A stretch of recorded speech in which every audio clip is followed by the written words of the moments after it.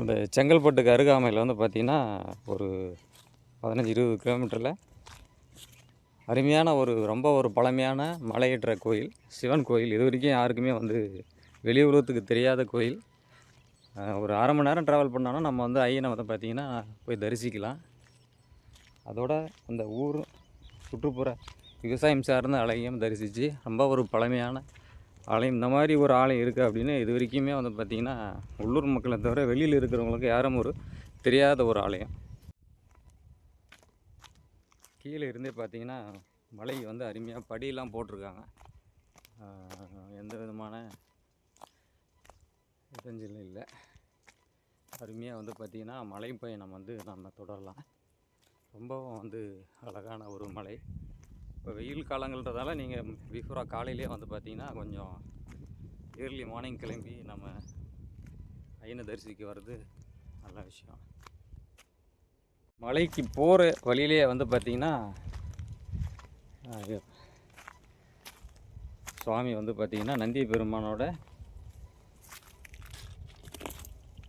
கல்லை வந்து செதுக்கி வச்சுருக்காங்க. நந்தி பெருமான் மேலே வந்து பார்த்திங்கன்னா ஐயன் இருக்கார், கீழே வந்து பார்த்திங்கன்னா நந்தி பெருமான். அதுக்கு அருகாமையிலே வந்து பார்த்திங்கன்னா யானை முகத்தன் இருக்கார், சிற்பம் வந்து இருக்குது. ஆனால் இந்த இடத்துல வந்து பார்த்திங்கன்னா ஏதோ சிற்பம் வந்து இருக்குது, ஆனால் எதுவும் தெரியல, சரியாக தெரியல. விநாயகராக இருக்குது கூடலாம்.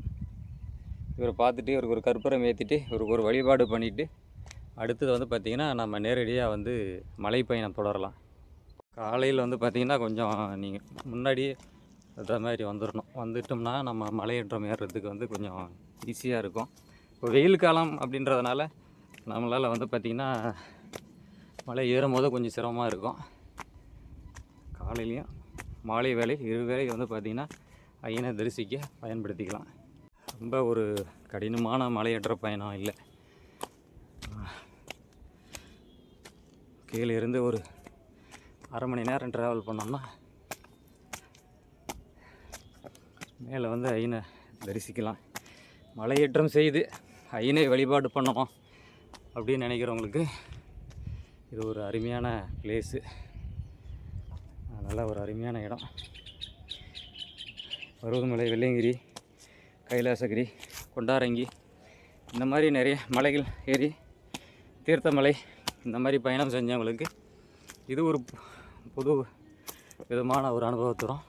ஏன்னா ஐயனை சில இடங்களில் நம்மளால் தரிசிக்க முடியாது, ஆனால் இந்த மாதிரி இடங்களில் நாமளே வந்து பார்த்திங்கன்னா தரிசிக்கலாம்.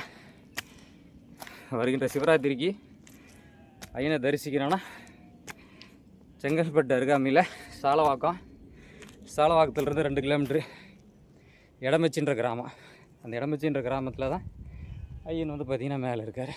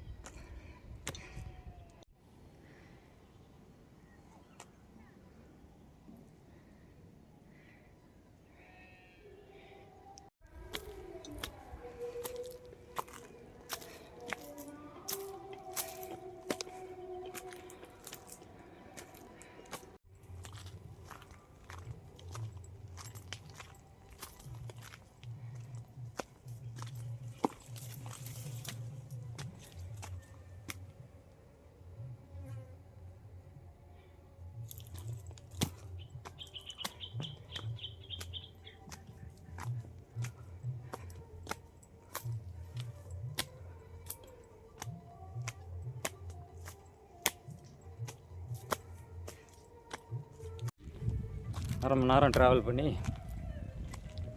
உச்சியில் இருக்கிற ஐயனை வந்து பார்த்திங்கன்னா பார்த்துட்டோம். எவ்வளோ அழகாக இருக்கார் பாருங்கள். இது ரொம்ப ஒரு பழமையான கற்கோயில்.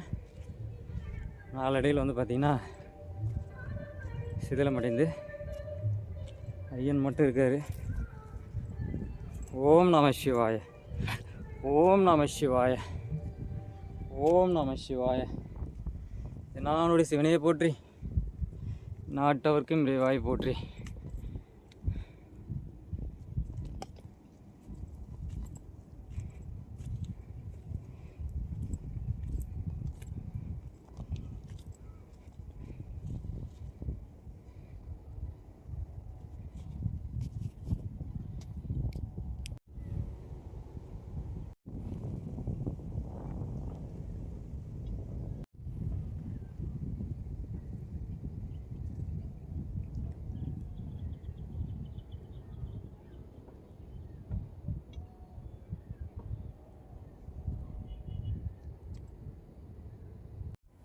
ஓம் நம சிவாய. ஓம் நம சிவாய. ஓம் நம சிவாய. மேலே வந்து பார்த்திங்கன்னா ஐயன் மட்டும் கிடையாது, பக்கமே வந்து பார்த்திங்கன்னா பிள்ளையார் இருக்கார். ரொம்ப ஒரு பழமையான ஆலயத்தோட ஐயன் தான் இவர். பார்க்கும்போது தெரியும் அதனுடைய வடிவமைப்பு எல்லாமே. முழுக்க முழுக்க வந்து பார்த்திங்கன்னா ஒரு கற்கோயில். மாலடியில் பாதுகாக்கிறதுனால இது பாலடைந்து காணப்படுகிறது ஐயா. என்ன நம்ம முருகர் வந்து பார்த்திங்கன்னா வச்சு பிரதிஷ்டை பண்ணியிருக்காங்க. ஏழும் மயிலும் துணை முருகா.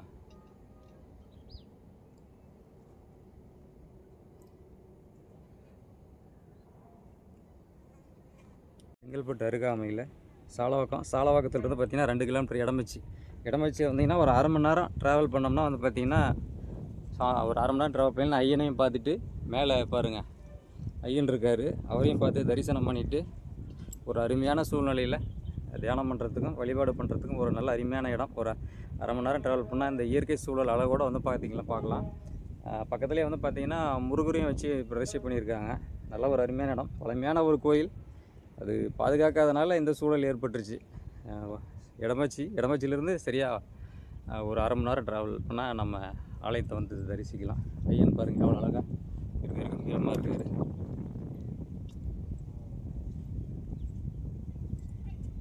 அப்படியே வந்து பார்த்திங்கன்னா பக்கத்துலேயே முருகர் இருக்கு.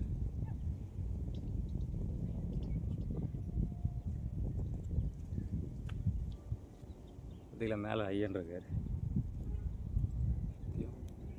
கிராமத்தோட அழகான சூழ்நிலை பாருங்க எப்படி இருக்கு.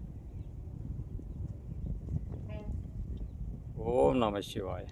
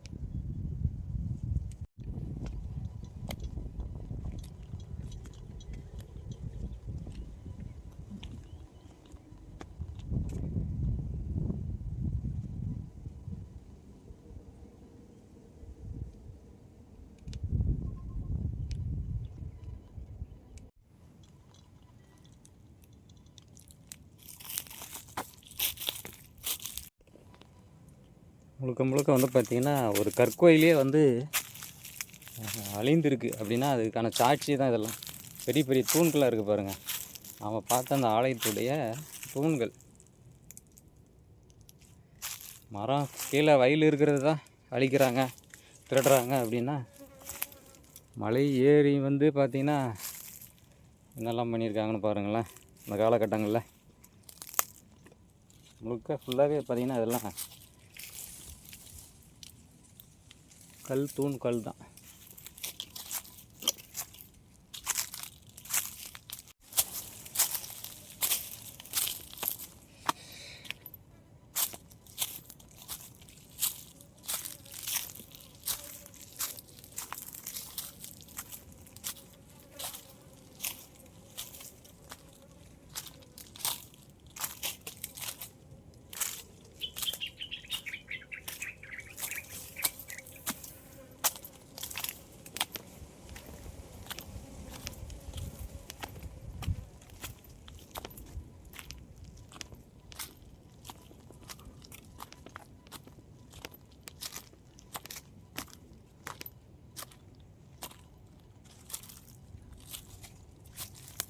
இது ஒரு மேடான பகுதி.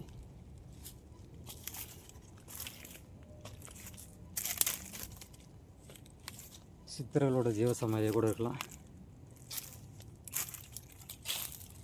முழுக்க முழுக்க வந்து பார்த்திங்கன்னா இது வெளி உலகத்திற்கே தெரியாத மறைக்கப்பட்ட ஒரு ஆலயமாக கூட இருந்திருக்கலாம். பிற்காலத்தில் அடியார்கள் வந்து பூஜை செஞ்சுருக்கலாம்.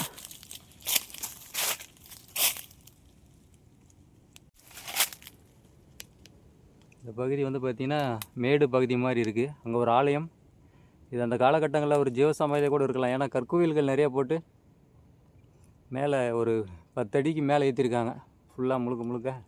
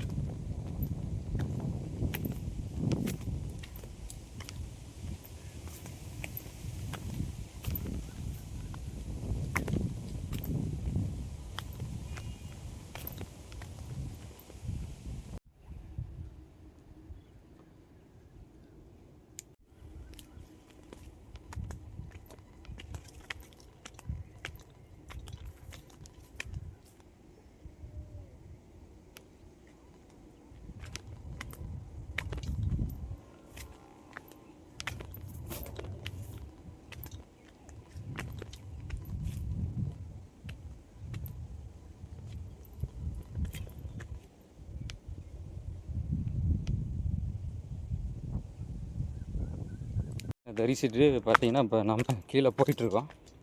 நல்ல ஒரு அருமையான இடம். குடும்பமாக வந்து ஐயனை தரிசிக்கலாம். மேலே ஒரு பெரிய அது கற்கோயில். அது அந்த கற்கோயில் வந்து நாளடைவில் என்ன பண்ணியிருக்காங்க, பாதுகாக்கலை. ஏன்னா நிறைய தூண்கள்லாம் பார்த்திங்கன்னா சிதைந்து கிடைக்குது. அந்த இடத்துல பெரிய பெரிய தூண்கள்லாம் இருக்குது. நம்ம போகக்கூடிய வரக்கூடிய பாதைகளே சொல்லும் எவ்வளோ ஒரு பழமையான ஆலயம் அப்படின்ட்டு. முழுக்க முழுக்க வந்து பார்த்திங்கன்னா பாதை எல்லாமே கருங்கல்லால் வந்து பண்ணியிருக்காங்க. ஃபுல்லாக வந்து பார்த்திங்கன்னா நடைப்பயணம் எல்லாமே வந்து பார்த்திங்கன்னா கருங்கல் தான்.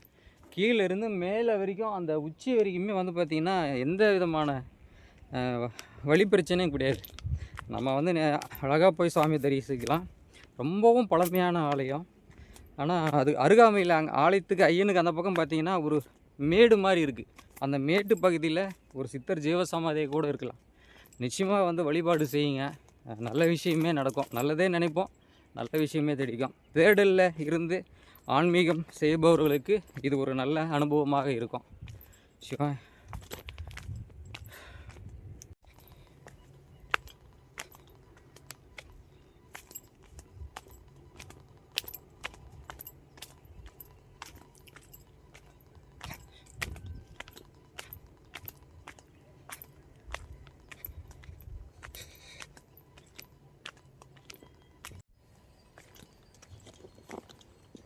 இந்த இடம் தான் கொஞ்சம் பார்த்திங்கன்னா இறங்கும்போது ரொம்ப பள்ளமாக இருக்கும்.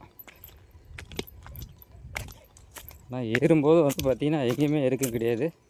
ஃபுல் அண்ட் ஃபுல் வந்து பார்த்திங்கன்னா நேரு தான். ஸ்ட்ரெயிட்டாக தான் நம்ம வந்து ஏறி ஆகணும். ஏறும்போது கொஞ்சம் சிரமம், ஆனால் இறங்கும்போது வந்து பார்த்திங்கன்னா கூடிய விரைவில் வந்து நம்ம இறங்கிடலாம். ஒத்தடி பாதை தெரியுது பாருங்கள், அந்த வழியில் தான். இங்கேருந்து ட்ராவல் பண்ணி வரணும்.